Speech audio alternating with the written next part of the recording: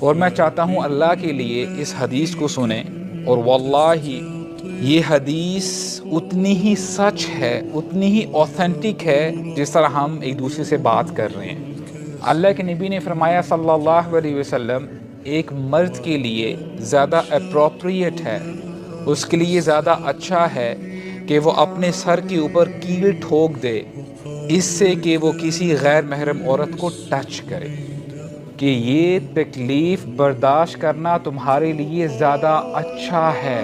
اور آج کچھ ایسے بھی لوگ ہیں سو ٹو سے، وہ کہتے ہیں کہ جی جو اسلام ہے نا وہ کمپیٹیبل ریلیجن ہے، مرد اور عورت ایک دوسرے کے ساتھ ہینڈ شیک کر سکتے ہیں، واٹس دا بگ ڈیل؟ ہاں، دل میں کچھ ایسا ویسا نہیں ہونا چاہیے۔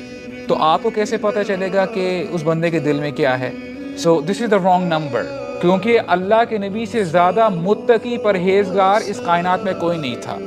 جب آپ نے کسی عورت کو، غیر محرم عورت کو مصافحہ نہیں کیا، ٹچ نہیں کیا، then who are you؟ تو اس کو آپ سمجھیں۔